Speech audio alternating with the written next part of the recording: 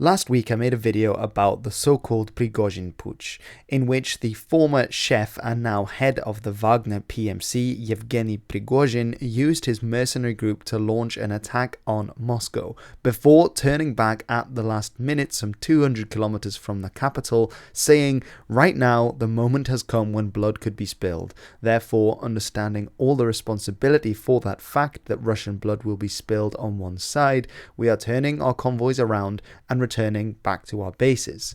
Until that point, it had seemed that he was intent on capturing the capital and ousting either Putin himself or several of his own political rivals in what was essentially looking like a coup, and then at the last minute everything changed and he backed off. So many people were wondering what actually happened here.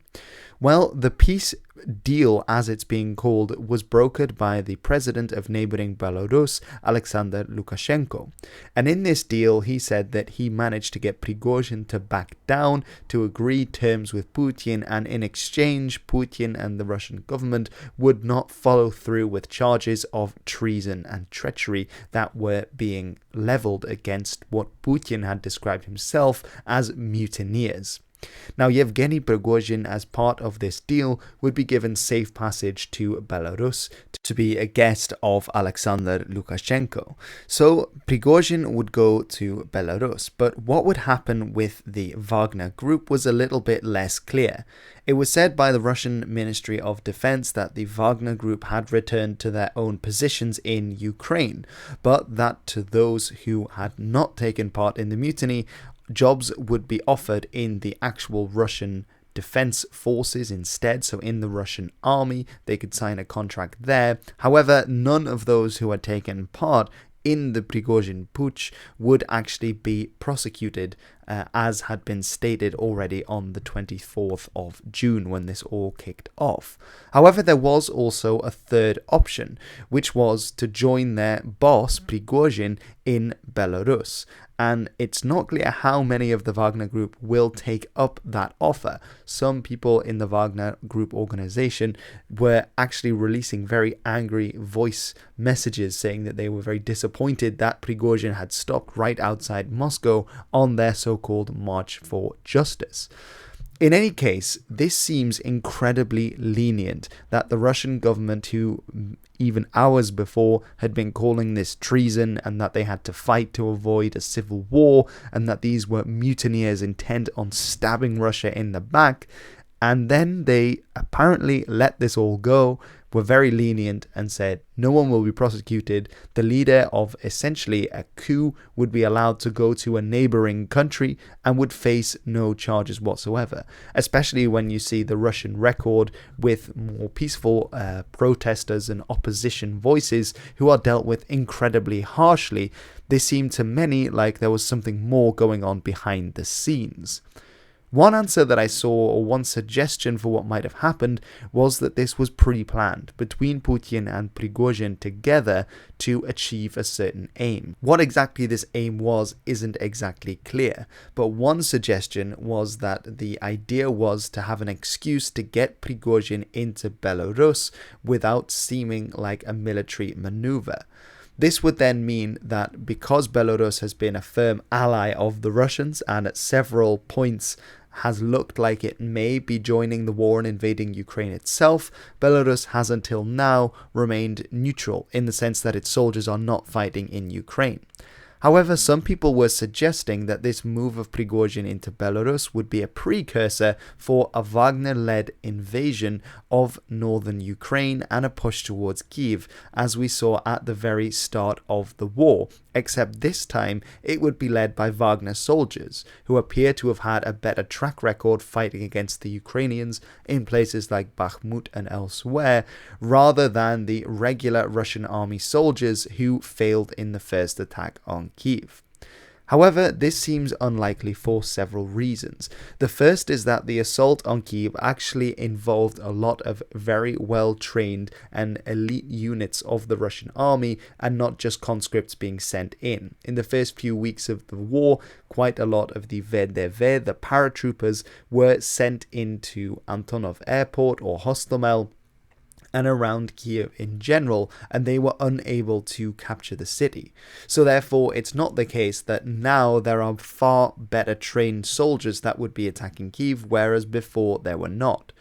It's estimated that from 15,000 to about 30,000 Russian soldiers took part in that first attack on Kyiv back in March of 2022.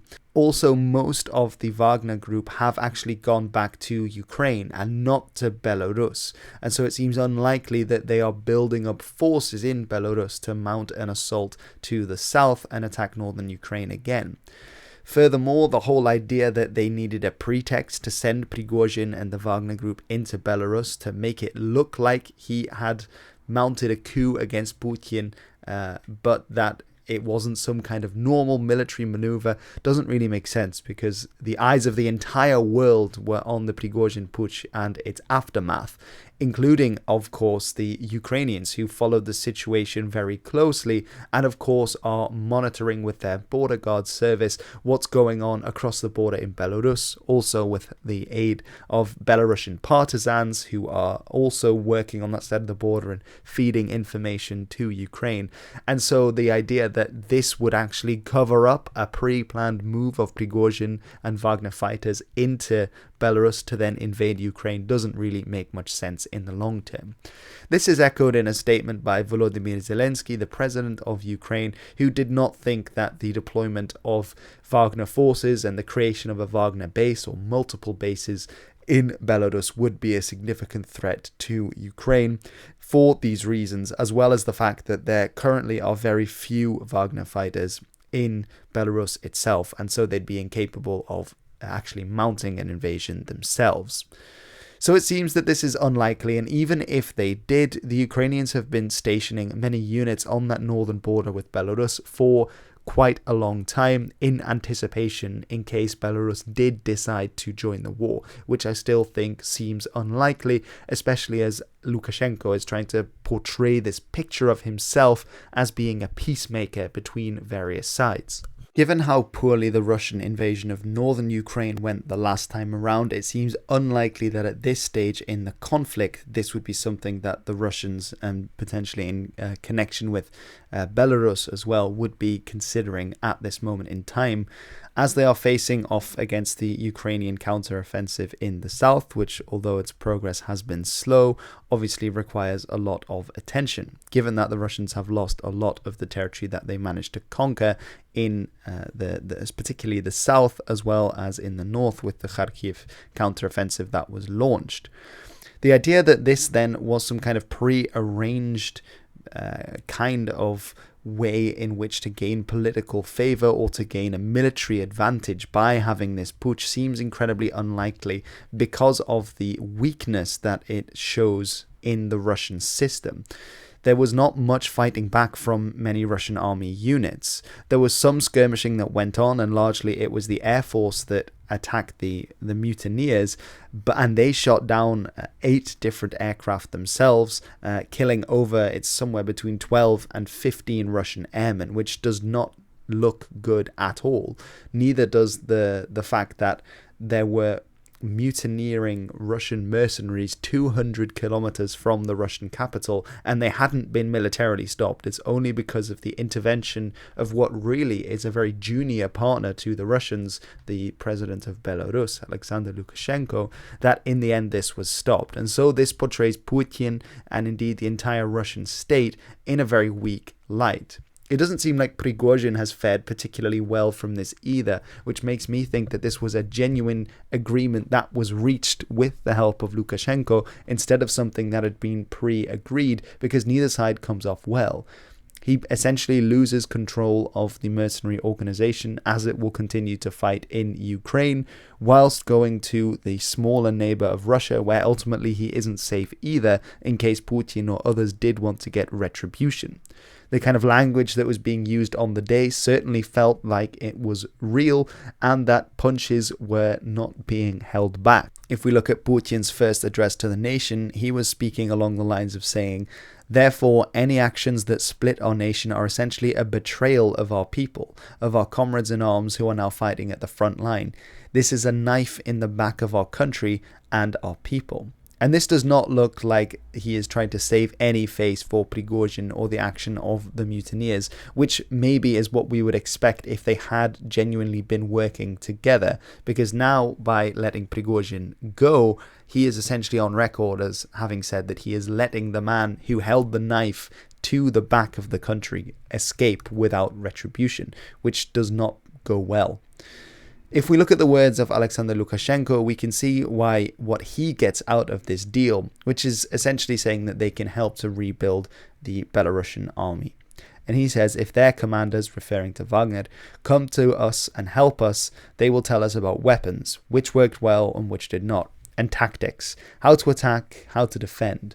This is what we can get from Wagner. The Belarusian army currently is around 62,000 strong, but it really isn't all that much to write home about. It's in quite a poor state, probably poorer than we actually realize if the levels of corruption are similar to that of the Russian army. And so for Lukashenko, by having Wagner, mercenaries and training camps on Belarusian soil, he can get training and expertise for his men from those who have been fighting in Ukraine and across the world on a variety of different missions.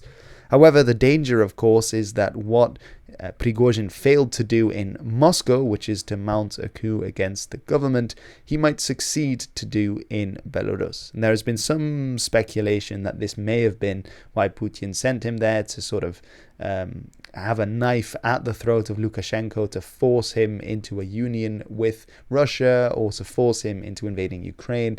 But again, I feel like this was not pre-planned. I feel like this is very much something that developed in the moment, that Prigozhin had been planning a coup for a long time, possibly had to launch it before he was fully prepared, and through duress or some other kind of agreement that was reached with Lukashenko and Putin and others, decided to turn back at the last minute. But let me know if you think that this will lead to a closer relationship between Russia and Belarus, whether this will strain it, and who actually wins out of this. I think that it's most likely that Lukashenko will get some short-term gain from this, but whether Prigozhin can be trusted in his own backyard is another question. And if Prigozhin will actually be allowed to live, because Belarus is so integrated with Russia in so many ways. Russian security services can operate pretty freely inside the country. I think that he will be avoiding any tall buildings and open windows for quite a while he stays there. But let me know in the comments below, what do you think? Do you think that this was a premeditated agreement to get Russian soldiers or Wagner mercenaries into Belarus? Or do you think that it was a spur-of-the-moment thing that just about happened to save Putin's skin? Alright everyone, that is it from me today. I hope you've enjoyed this video that is just looking a little bit at some of the speculation and my own 2 cents on the issue. Of course, feel free to disagree with any extra information and ideas that you have in the comments below. It'd be great if that can be done in a respectful manner, given that this is an ongoing conflict and people are daily losing their lives, so that would be nice. Next week I'll have another kind of video up, something that's on maybe less current topic and some more actual history rather than, well, this happened last week, although I suppose that is also history. I've got some more flag content coming up because people enjoy that a lot and people are watching it, so that's really great. I have some videos on the Dutch in North America coming up, some interesting things there, and many more things as well. So thank you so much for watching. I have been Hilbert and this has been The History.